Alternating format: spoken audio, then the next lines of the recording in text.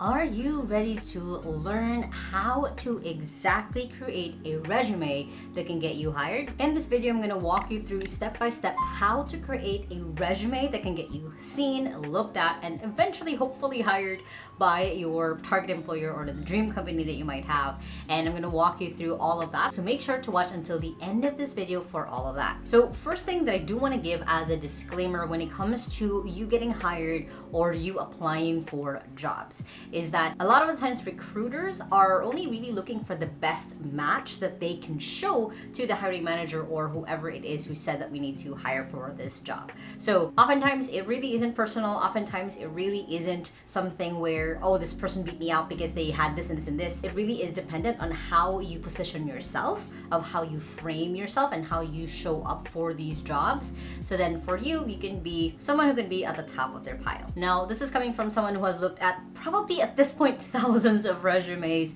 in the last 8 years that I have been running my own business as well. Even when I was running someone else's business, I was looking at resumes, I was helping out with hiring. I've written job descriptions before. So I know my own preferences of how I look at resumes and know that they're a match. And I've also learned from other recruiters, from other people that I've talked to, got a mentorship as well at one point on how to know if a candidate is good. So then you have the best chance to get started. So the first thing is I'll walk you through a good format for your resume. Now, I do recommend that if you're going to find a template for a resume, there's so many out there, but I want to walk you through the ideal format of what the recruiter will see first all the way down to the bottom. Now, of course, I recommend using Canva for this. There's a ton of really good templates they can get started with, but this could be on a Google Doc. This could be literally anywhere as long as it's a PDF form that you can submit to someone. Don't submit a Microsoft Word doc that you haven't even saved as a PDF to a recruiter. As much as possible, PDF format is the best. So for your format of your resume, the first part, the first header part is your contact info and info, of course, about you. So it is your name, the job you're trying to apply for. And honestly, if you can customize that every single time to every application that you're sending out, the better. And then your contact details of your email, your phone number, and maybe generally where you're from. It could just be your city. It doesn't have to be your whole address on there. Next is you want to jump into your experience. Don't have your education right up front. Have your experience right down below, especially if it's relevant experience for the job that you're trying to apply for. So let's say that your last job was you were a content marketing manager for someone and you are now applying as a content executive assistant. Say that's the role that you're trying to get. So make sure that that's first right there. Then afterwards are going to be your achievements and your skills. So any awards that you might have gotten, skills that you've gotten as well. And I'll be more specific on that in the later part of the video. But that's basically the next part of the format. And then lastly, your education. Now, depending on also what you're applying for, what job it is, you might put the education first. But to be honest, for me as an employer, I look at experience right away. If there are any relevant jobs or experiences that you've had to what I'm trying to hire for. That's why you want to make sure it's first. Again, if you're trying to be a professor or a teacher or some role that requires you to put education first, put it first. But for normal work, basically, you're trying to get, you want to have the relevant experience first, right there, first and foremost, and then mapping out the rest later on. Next is now that we've covered the format for your resume, the next thing is looking at common job descriptions or job advertisements, basically, for the role you want to get. The reason for this is you want to get familiar to who these people are looking for. What are the qualities? What are the skills? What are the experiences that these people are looking for? So for example, at 2XU at my company, we are usually looking for executive assistants or virtual assistants who's done it for at least a year and a half. Or if we're looking for someone who's more of a content VA or a marketing VA, same thing. I've done it at least for a year and a half. So for you, you can easily align to where you're at, depending on your experience, what you've done before. If this is a role that you want to chase and go after, or you want to maybe specialize or go into another role. Again, the goal of this is just education, to educate yourself further on what it is that you need to do and who you need to be able to qualify for the roles that you're trying to get. Now on to what you put into your resume. So you already have the format of your contact details, the experience, your achievements and your skills, and then finally your educational background. Now on your experience part, you want to highlight, instead of just saying oh, I did this in this role in this company, you want to highlight any achievements or results that you're able to create with them. For example, for the content marketer role, you might want to put into there of I was able to create 10 pieces of content every single week, which resulted into 10% of people coming in or 10% increase of leads into the business. So whatever results you were able to do for a past past company, you want to highlight it there again, rather than just telling them what it was that you used to do. If you helped create systems, if you created assets, you created some results while you were in that past job, those are things you want to highlight again, versus just telling them, oh, every week I set out the invoices, every day I did this X, Y, and Z.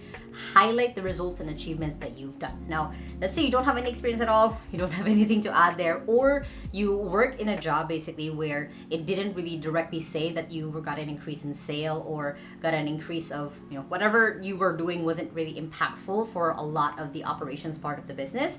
You can just say, hey, if you work, let's say, for a virtual assistant, I was able to save my client 10 hours per week by doing X, Y, and Z. So you can review basically the work that you've done before and start looking at the results that what happened after you did a project or a task, and highlight that as relevant experience and achievements that you've done before. Next is make sure that you put this in bullet points. Don't write a whole essay or story. In fact, an ideal word count for your whole resume should be around 500 to 550 words. Nothing more than that. Don't go all the way to 1,000 or 1,500. Again, depending on the role that you're trying to get for. But typically, that's kind of a good sweet spot. So don't write an essay, bullet points, so it's easy to read and go through. Again, as someone who has been a recruiter for so long as well, for my own business and for other businesses as well, it's easier for me to just look at bullet points rather than reading a whole block of like, this is the story of my life, this is what I did in this job, blah, blah, blah, blah. Just stick to bullet points, make it simple. Next is on keywords, like what keywords to put in there. Match it with the job that you're trying to apply for. Don't do something called keyword stuffing where you're just putting everything in there of like, I am a marketer for, a Facebook marketer, Instagram marketing, LinkedIn marketer, whatever it is. Be specific for the job that you're trying to apply for. Again, this is kind of why I'm trying to maybe lead you guys into customizing your resume for the jobs that you're trying to apply for, of what they put in the actual job description, because a lot of the time they might be using AI or a software that searches for common words that they're looking for anyway, so for the common skills. So these are the keywords that you want to have in your resume, rather than just trying to please everyone and just put everything on there. So keyword equal to job. Next is make sure that you add your soft skills. Like, what are the things that you know that you're able to deliver? Like, let's say that you have really strong public communication skills. You're able to deliver reports, maybe even speeches, or hosting events and meetings. Let's say you have really good leadership skills. And what are the examples of that? Let's say you ran a group or a foundation or even a team within the company. A lot of the time, that's what I'm looking for, is what are the soft skills that they've identified within themselves that they know is useful for this role. And again, look at the job description that you're trying to apply for, look at the soft skills that they're looking for, and then of course see if you have those skills. Don't just put them on there just because some other ad said it, but you don't actually have it. Just be honest and transparent. But what are the skills that you do have? Next, update your LinkedIn. And I do have a whole other video. I think I've made this a couple times before where I walk you through how to set up your LinkedIn profile. But to be honest, it's kind of the same as your resume, where you put in your name, the headline, the job you want to get basically, who it is that you're trying to help or who it is you're trying to target, putting in a really good picture, really strong banner. If you have a banner, it just talks about what you've done before, or if you have a cool shot of a LinkedIn banner like mine where I'm talking to people on stage, that's usually a really good one. And of course, highlighting, same thing, your experiences, what you've done, the achievements. Just basically imagine LinkedIn as a extension of your resume. Having a really good updated LinkedIn makes it easier for recruiters to basically verify what it is that you've said.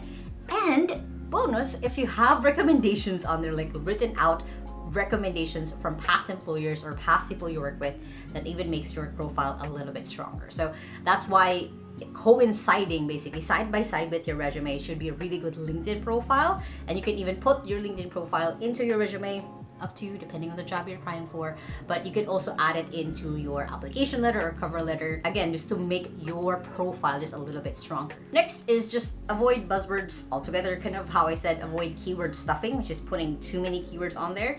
Avoid buzzwords on there, and of course the easiest way is just go on Google, go on ChatGPT, search common buzzwords for a resume and start removing them off of it. Just because honestly, I will glaze over them. I know you're creative, I know you're focused, I know you're motivated. I don't really need all that. I need to know the results that you're going to create while working with us. So avoid it altogether as much as you can, just because that will lower your chances of actually being moved to the next part of their hiring funnel. And lastly, ask for feedback as much as possible. If you got rejected just on the first thing of like, hey, I'm sorry, you're not a match, you can ask them like, hey, can I ask for feedback on my resume of how I can improve it? Or was it just totally that I wasn't matched for the role? What would be the things that I could do next time to make myself a stronger candidate for your business? This way you can keep improving what it is that you're doing, and the higher and higher basically of a quality your resume is, of course, the higher chances that you can get hired by your next employer or the next person that you apply for. Always just think of your resume as just your profile that possible employers or recruiters will start looking at. So you want to, of course, always put your best foot forward in whatever it is that it looks like, and try to avoid graphics. That's another thing that I'll add on here, is try to